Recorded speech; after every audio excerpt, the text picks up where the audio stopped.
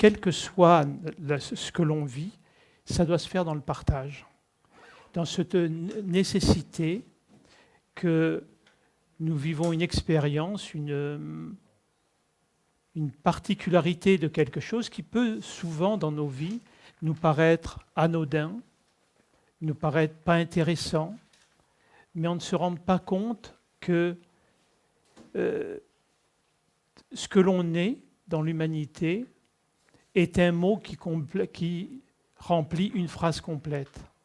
Et c'est chacun de nous, dans ce que nous vivons, nous venons remplir une case, un mot, que ce soit verbal ou EAUX. Et tout cela, ça doit être versé au collectif.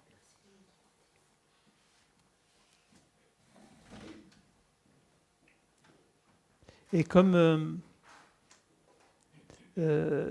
hier soir, quand je travaillais pour cet atelier, à un moment, ce que j'ai reçu et que j'ai trouvé vraiment très beau, on me disait « N'oublie jamais qu'une feuille qui se détache de l'arbre ne survit pas. » Donc, ce qui veut dire que si nous ne sommes pas dans nos vies connectés à cette intelligence qu'on peut appeler, selon nos croyances, selon nos cultures, ce que l'on veut, Dieu, l'intelligence universelle, Bouddha, enfin, ça, ce sont que des mots auxquels on donne un sens. Si on n'est pas rattaché à ça, on est obligatoirement coupé de la manne qui vient nous permettre de trouver la paix et de trouver surtout un sens à ce que nous vivons et un sens à la vie elle-même. Parce que la plus grande difficulté aujourd'hui, je pense, c'est donner un sens aux choses, un sens à ce que l'on vit, que ce soit dans l'agréable, que ce soit dans le douloureux, que ce soit dans la maladie. Quel sens donner à ça? Alors on essaie tous de se débrouiller comme on peut, en trouvant des activités, en trouvant des objectifs, en trouvant plein de choses qui nous permettent d'oublier ce vide abyssal dans lequel on vit profondément. Et le but de cet atelier, ou tout au moins le but, je ne serai pas prétentieux en disant ça, mais l'intention de cet atelier, c'est d'essayer non pas d'aller chercher comment être heureux, parce qu'il existe plein de moyens pour ça, même s'ils sont peut-être éphémères, même s'ils nourrissent que temporairement, mais plutôt pourquoi on est malheureux. Qu'est-ce qui fait que malgré nos combats, malgré tout notre travail et notre volonté, notre vie reste quand même éloignée du bonheur, de l'épanouissement et de tous ces sentiments que l'on essaie, vaille que vaille, par tous les moyens possibles, d'essayer de mettre au centre de nos vies, et on n'y arrive réellement pas. Donc, la réponse peut être facile, un petit peu comme quelqu'un qui arrive en haut du Mont Blanc et qui se dit « Oh, c'était facile », mais pendant tout le trajet, il a souffert et il n'a pas pensé au but, il n'a pensé qu'à la difficulté qu'il vivait à chaque pas. Donc, arriver à vivre, c'est de savoir qu'il y a un but. Ce but, je dirais qu'il est de deux natures. D'abord, la fin de tout ce qu'on vit, et il ne faut pas l'oublier, parce que c'est montrer que tout est temporaire, l'agréable, le désagréable, le douloureux, tout se termine.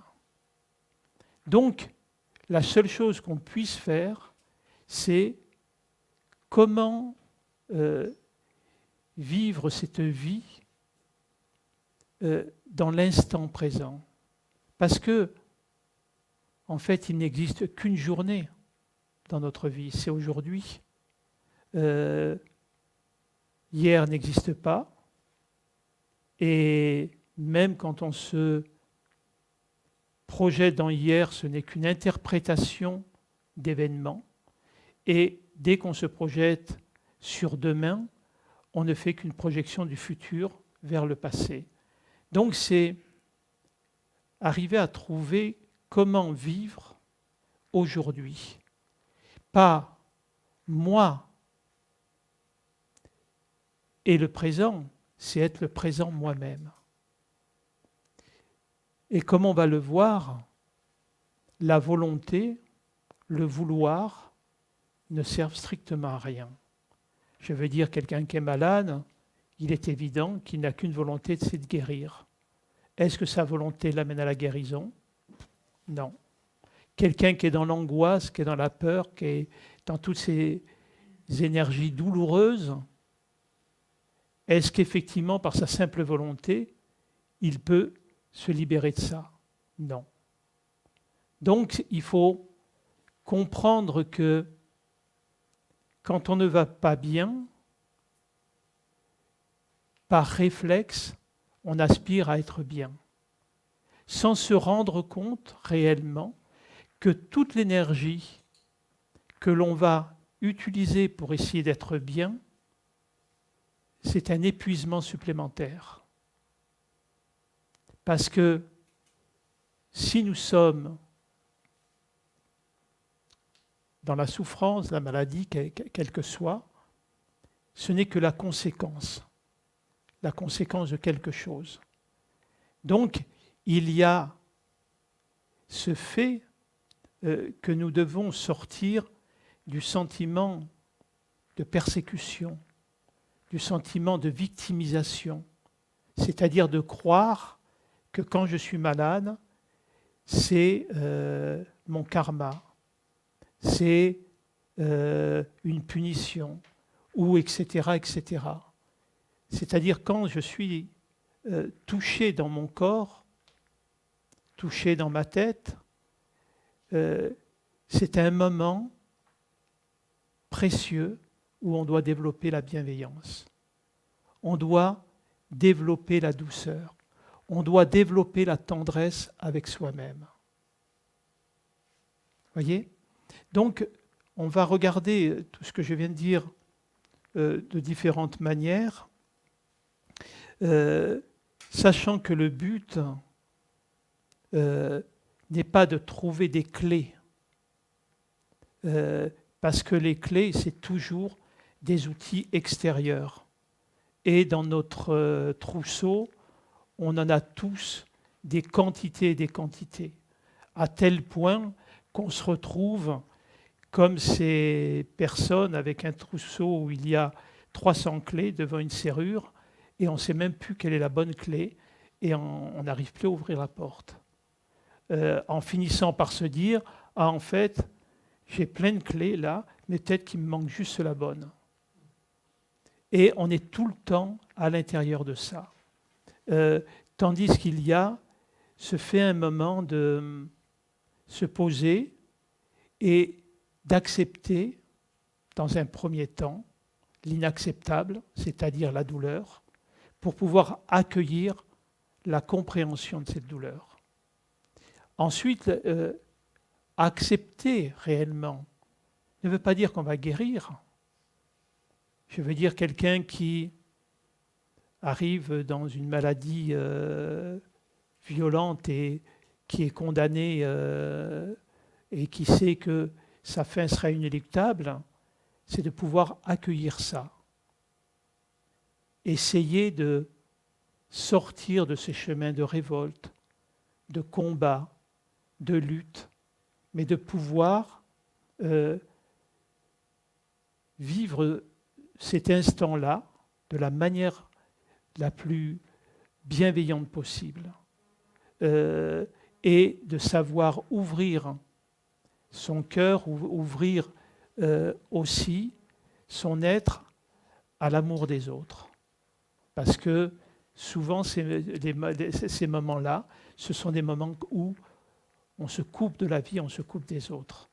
avec les conséquences dont on va parler. C'est par un rapport à petit ce que peu vous avez dit tout à l'heure concernant le sens de la vie. Donc, Vous avez pris comme exemple une personne qui voulait franchir, je sais pas, qui voulait aller au sommet de l'Himalaya, par exemple, et en fait, c'est pas après pas, dans la souffrance, dans tout ce qu'il a vécu, pas après pas, qu'il y est arrivé.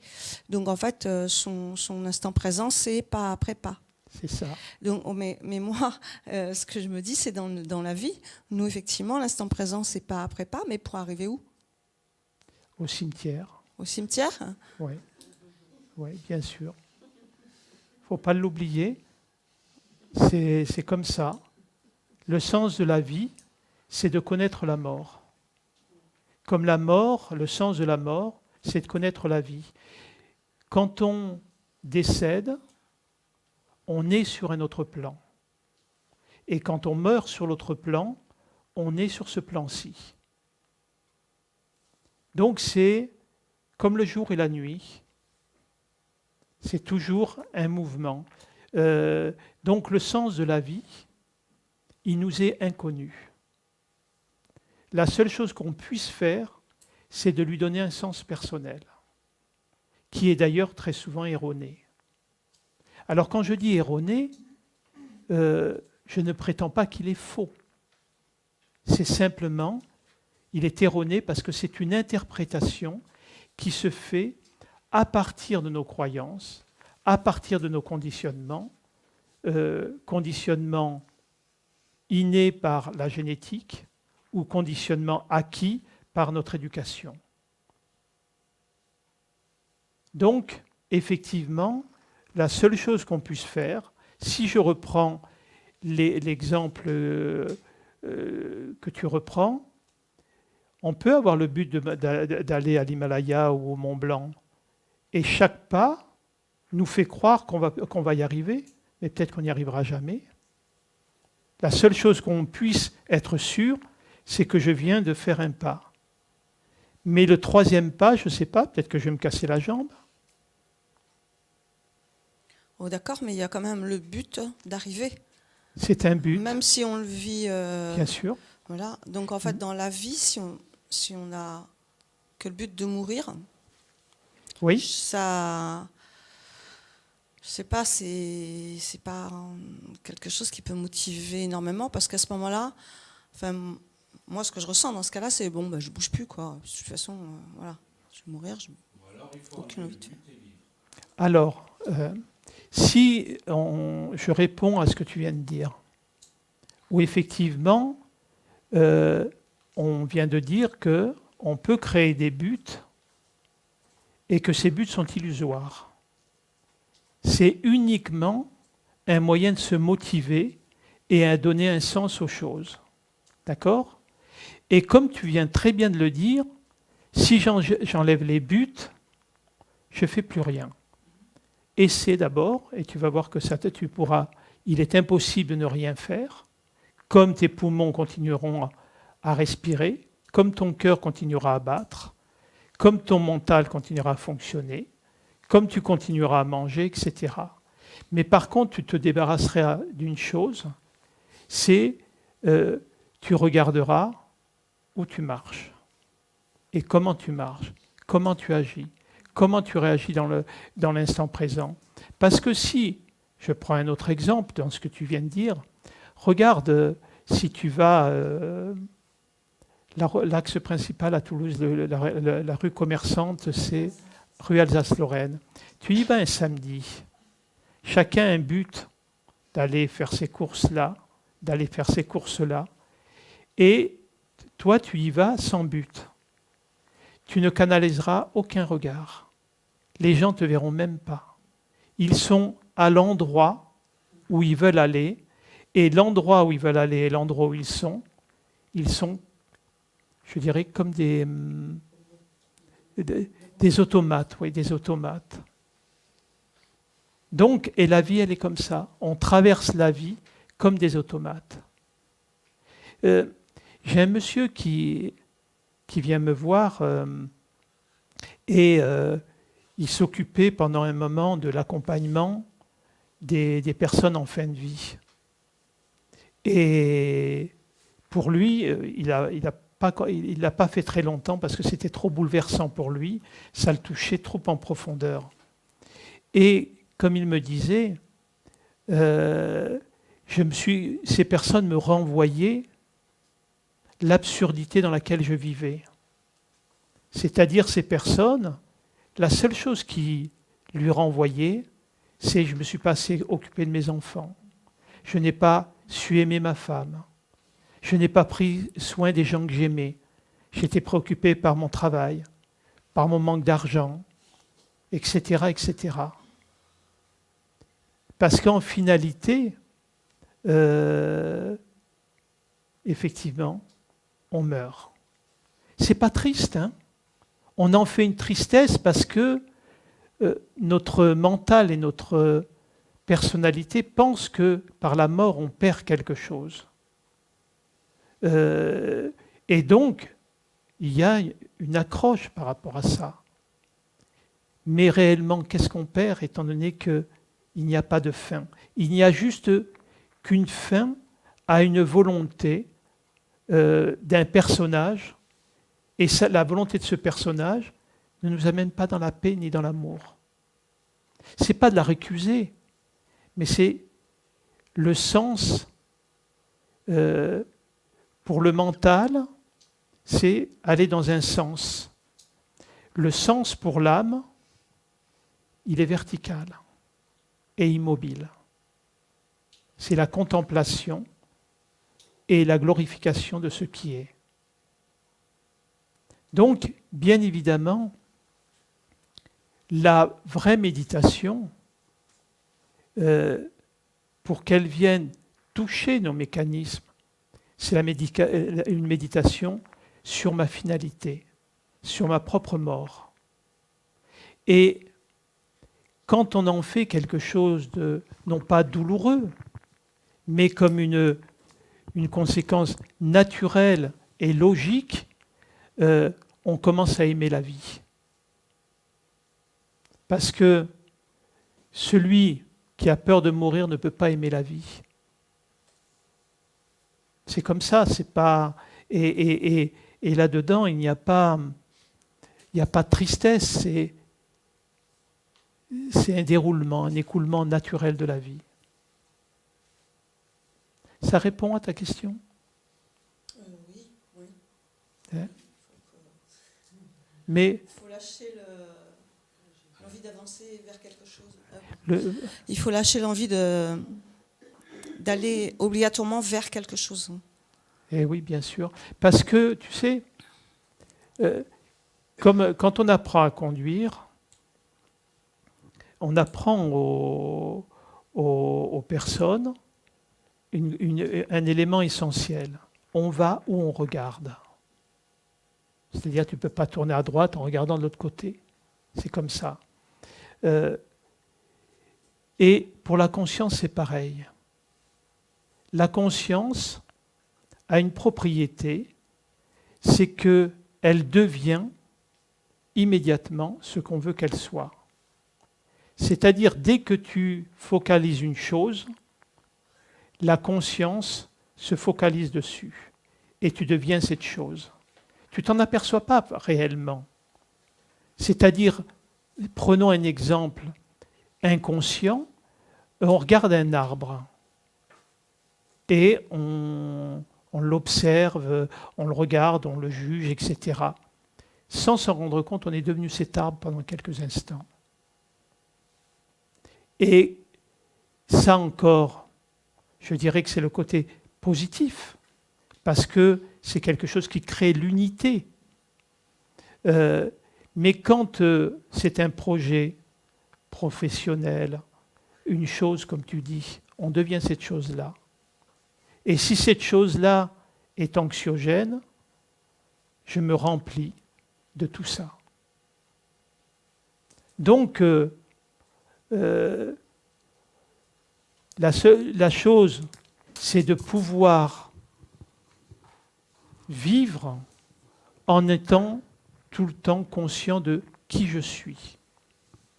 Et on peut effectivement, bien évidemment, être impliqué dans un travail, dans tout ce que l'on veut, mais si je ne m'oublie pas, la chose qui sera faite, elle sera faite dans un autre esprit, avec la volonté de le faire au mieux, mais aussi de ne pas que ma volonté, mon désir se cristallise dessus et devienne souffrance parce que je n'obtiens pas ce que je veux. C'est je fais quelque chose parce que c'est naturel chez l'être humain, il est créateur, mais cette chose n'est pas moi. Ce but n'est pas moi. La réussite de ce but ne fera pas que je sois quelqu'un d'autre. Le fait de trouver ce travail, de faire cette chose, de réaliser, etc., ça ne changera pas qui je suis. Il est évident que, par contre, il est plus agréable d'être assis dans un canapé moelleux que sur un siège en bois et qui fait mal aux fesses. Mais ça ne change pas la nature de qui je suis. Donc, il y a ce que je suis, qui est immuable, et il y a ce que je fais, qui est modulable en permanence. Mais tout ce que je fais va avoir comme but et comme sens de permettre de me connaître, de permettre de savoir qui je suis, comment je réagis, comment j'agis, comment je relationne. C'est-à-dire que l'extérieur n'est qu'un miroir qui me renvoie tous mes modes de fonctionnement.